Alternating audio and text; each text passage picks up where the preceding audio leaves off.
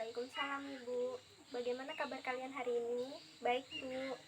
Ada yang tidak hadir hari ini? Anissa Bu. Anissa apa keterangannya?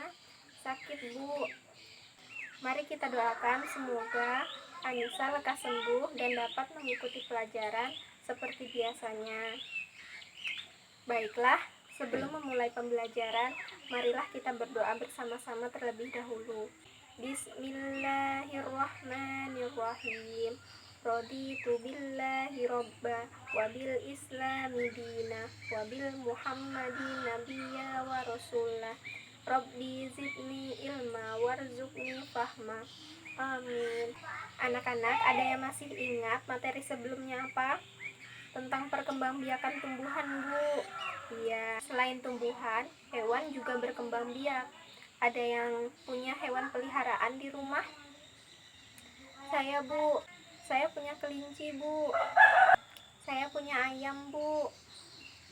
Saya punya kucing, Bu. Nah, apakah kalian pernah memperhatikan bagaimana cara hewan-hewan tersebut berkembang biak? Tidak, Bu. Nah, hari ini kita akan mempelajari bagaimana hewan-hewan tersebut berkembang biak. Materi kita hari ini yaitu uniknya cara hewan berkembang biak. Baik anak-anak, sekarang coba perhatikan gambar yang ada di papan tulis. Ada hewan apa saja itu? Ada ayam, ada sapi, dan satunya nggak tahu Bu itu hewan apa Bu. Kalau ayam, kalian tentunya sudah tahu berkembang biaknya melalui cara apa. Ya, ayam berkembang biak dengan cara bertelur. Dan sapi, ada yang tahu cara berkembang biaknya dengan apa? Dan melahirkan Bu. Ya, yang foto terakhir ada yang tahu itu tadi hewan apa? Tidak tahu Bu. Nah, untuk mengetahuinya, Ibu akan menjelaskan materinya terlebih dahulu. Sebelum lebih lanjut, apakah kalian masih mengingat pengertian dari berkembang biak? Masih Bu? Ya, coba Ana, apa itu berkembang biak?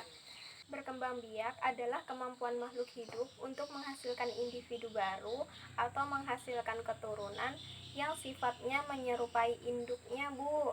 Iya, bagus. Ana masih ingat. Cara perkembangbiakan hewan ini hampir sama dengan perkembangbiakan pada tumbuhan yang meliputi perkembangbiakan generatif dan perkembangbiakan vegetatif. Akan tetapi, perkembangbiakan generatif pada hewan meliputi perkembangbiakan bertelur atau ovipar, perkembangbiakan beranak atau vivipar, dan perkembangbiakan bertelur dan beranak atau ovovivipar. Secara umum, perkembangbiakan pada hewan dikelompokkan menjadi dua macam. Yang pertama, perkembangbiakan hewan yang melalui perkawinan atau disebut dengan perkembangbiakan generatif. Dan yang kedua, perkembangbiakan yang tidak melalui perkawinan atau perkembangbiakan vegetatif. Baiklah, Ibu akan menjelaskan yang pertama yaitu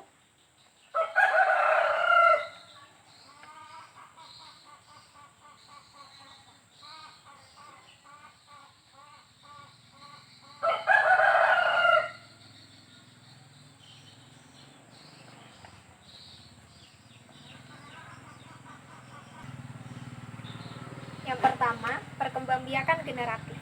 Perkembangbiakan generatif adalah perkembangbiakan yang melibatkan sel kelamin jantan dan sel kelamin betina. Perkembangbiakan generatif ini melibatkan perkawinan. Jika kedua sel kelamin ini bertemu, maka akan terbentuk individu baru. Individu baru ini disebut dengan embrio. Cara perkembangbiakan generatif ini dibagi menjadi tiga. Yang pertama bertelur atau ovipar, dan yang kedua beranak atau vivipar, dan yang ketiga telur dan beranak atau ovovivipar. Ibu ulangi ya, perkembangbiakan generatif ini dibagi menjadi tiga. Yang pertama, perkembangbiakan dengan cara bertelur atau ovipar. Yang kedua, perkembangbiakan dengan cara beranak atau vivipar. Dan yang ketiga, perkembangbiakan dengan cara bertelur, dan beranak, atau disebut juga ovovivipar. Perkembangbiakan hewan dengan cara bertelur, di sini hewan yang bertelur itu adalah hewan betina atau dinamakan dengan induk. Hewan ovipar akan mengeluarkan telur dari tubuhnya. Dalam telur tersebut terdapat embrio, dan embrio tersebut mendapatkan cadangan makanan dari dalam telur. Kemudian telur tersebut akan menetas dan menghasilkan individu baru. Ciri-ciri hewan ovipar yaitu mengerami telurnya, tidak memiliki daun telinga, tidak memiliki kelenjar susu, dan tidak menyusui anaknya. Ayam adalah salah satu contoh hewan yang bertelur atau ovipar. Contoh lainnya yaitu ada kelompok unggas. Kelompok unggas ini misalnya ayam, itik, angsa, dan burung. Jenis unggas ini setelah induk bertelur, kemudian induk tersebut akan mengerami telurnya selama beberapa waktu. Kemudian telur tersebut menetas dan menjadi hewan kecil seperti anak ayam, anak itik, dan anak burung. Kemudian yang kedua, kelompok ikan. Kelompok ikan ini misalnya ikan emas, ikan lele, dan ikan nila. Ikan yang dibudidayakan dapat dikembangbiakan oleh manusia. Akan tetapi secara umum, ikan dapat berkembang biak dengan sendirinya. Induk ikan akan mengeluarkan telurnya dalam jumlah banyak, kemudian setelah dibuahi oleh sel sperma, telur tersebut akan menetas menjadi anak ikan. Perkembangbiakan ikan tersebut akhirnya mulai dari anak ikan atau embrio, menjadi anak ikan remaja, hingga akhirnya ikan tersebut menjadi ikan dewasa. Yang ketiga, ada kelompok reptil. Kelompok reptil ini misalnya tokek, cicak, ular, kadal, bunglon, biawak, kura-kura, dan lain sebagainya. Ada reptil yang hidup di darat dan ada reptil yang hidup di air. Cara berkembang biak reptil didahului dengan perkawinan antara induk betina dan induk jantan. Setelah itu, induk betina akan bertelur. Setelah beberapa hari kemudian, dari dalam telur tersebut keluar reptil yang masih kecil. Reptil yang masih kecil tersebut lambat laun akan menjadi reptil dewasa. Yang keempat, ada kelompok amfibi. Kelompok amfibi ini misalnya katak dan kodok. Amfibi dapat berkembang biak melalui fertilisasi eksternal maupun fertilisasi internal. Fertilisasi eksternal ini adalah pembuahan yang dilakukan di luar tubuh, dan fertilisasi internal adalah pembuahan yang dilakukan di dalam tubuh. Apakah kalian ada yang tahu bunyi ruak yang dikeluarkan oleh katak itu pertanda apa? Tidak tahu, Bu. Bunyi ruak keras katak itu adalah panggilan kawin mereka. Pada perkembangbiakan eksternal pada katak, katak betina akan mengeluarkan telurnya di dalam air, lalu katak jantan akan mengeluarkan sperma di dalam air untuk membuahi telur-telur tersebut. Telur yang dibuahi ini akan berkembang di dalam air hingga menetas dan tidak dibuahi di dalam tubuh betina. Telur yang dibuahi ini akan berkembang di dalam air hingga menetas dan tidak di dalam tubuh induk atau tubuh betina. Setelah katak menetas dari telur, katak akan menjadi larva yang biasa disebut dengan berudu atau kecebong. Kecebong ini kemudian akan berkembang menjadi katak dewasa. Perkembangbiakan generatif yang kedua yaitu beranak atau vivipar. Hewan yang berkembang biak dengan cara beranak atau vivipar akan mengalami masa kehamilan. Hewan yang berkembang biak dengan cara beranak dilakukan dengan cara pembuahan sel jantan terhadap sel telur betina di dalam tubuh betina, kemudian mengalami pertumbuhan hingga akhirnya dilahirkan dalam bentuk individu baru. Proses ini dinamakan melahirkan atau beranak. Contoh hewan beranak atau hewan vivipar yaitu kucing, kelinci, sapi, kambing, dan sebagainya. Ciri-ciri dari hewan vivipar ini adalah memiliki kelenjar susu, memiliki daun telinga, tubuh ditutupi rambut atau bulu, pada umumnya menyusui atau mamalia. Keturunannya berkembang di dalam tubuh sang induk, sebelum dilahirkan. Pembambiakan generatif yang selanjutnya yaitu bertelur dan beranak atau ovovivipar. Hewan yang berkembang biak dengan cara bertelur dan beranak ini adalah perkembangbiakan hewan yang dilakukan melalui penggabungan antara bertelur dan beranak atau ovipar dan vivipar. Makhluk hidup yang berkembang biak secara ovovivipar ini akan menghasilkan telur, dan telur tersebut tetap berada di dalam tubuh induknya sampai menetas.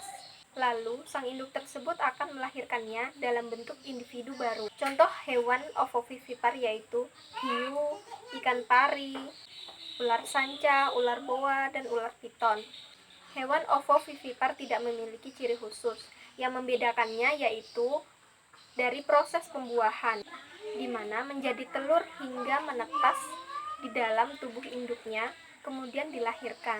Selanjutnya kita ke pembahasan yang kedua, yaitu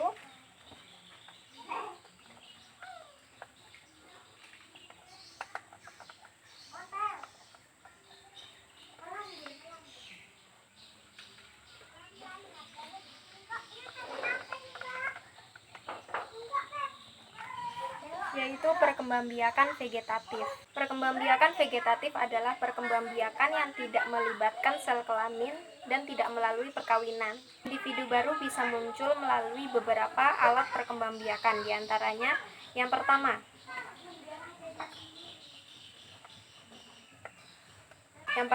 ada tunas, kemudian yang kedua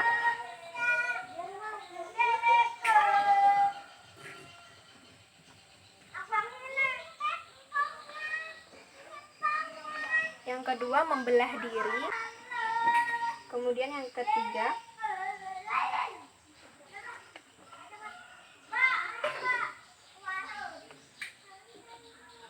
jadi, individu baru yang bisa muncul melalui perkembangbiakan vegetatif ini dapat melalui 3 cara, yaitu yang pertama tunas, kemudian yang kedua membelah diri, dan yang ketiga fragmentasi.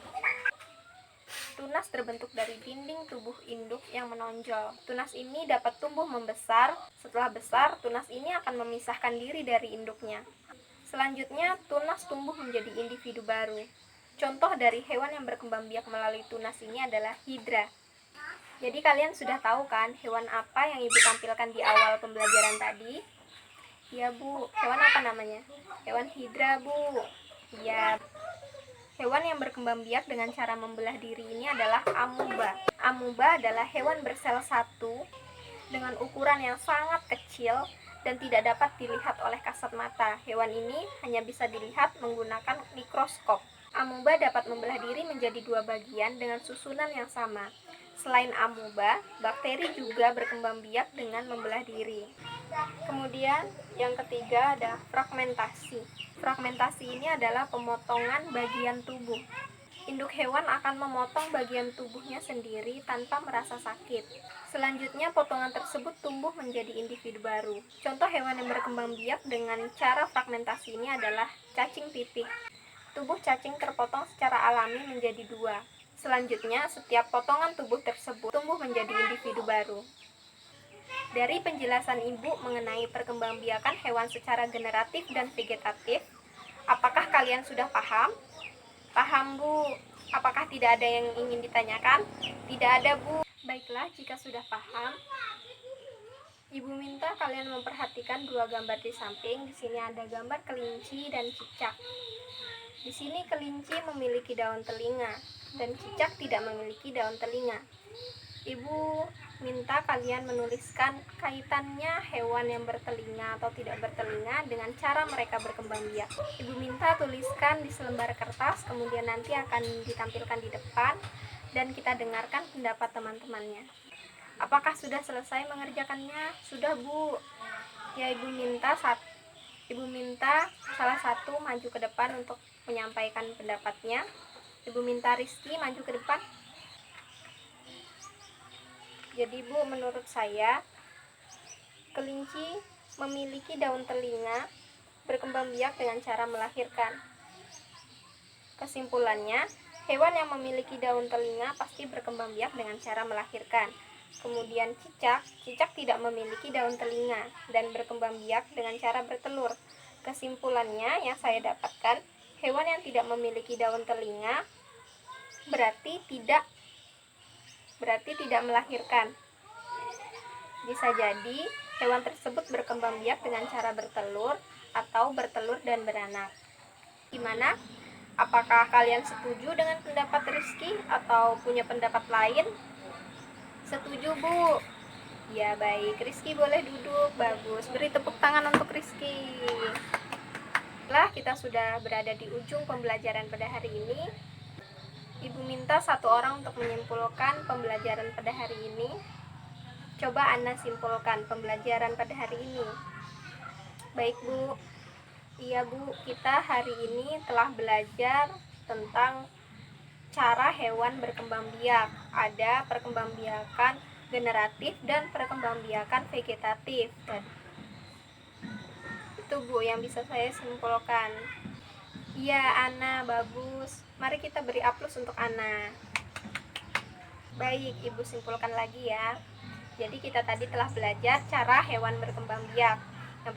Yang pertama ada perkembangbiakan generatif. Perkembangbiakan generatif ini meliputi perkembangbiakan bertelur atau ovipar, perkembangbiakan beranak atau vivipar, dan perkembangbiakan secara beranak dan bertelur atau ovovivipar. Kemudian yang kedua, perkembangbiakan vegetatif. Perkembangbiakan vegetatif ini melalui 3 cara. Yang pertama tunas, yang kedua membelah diri, kemudian yang ketiga fragmentasi.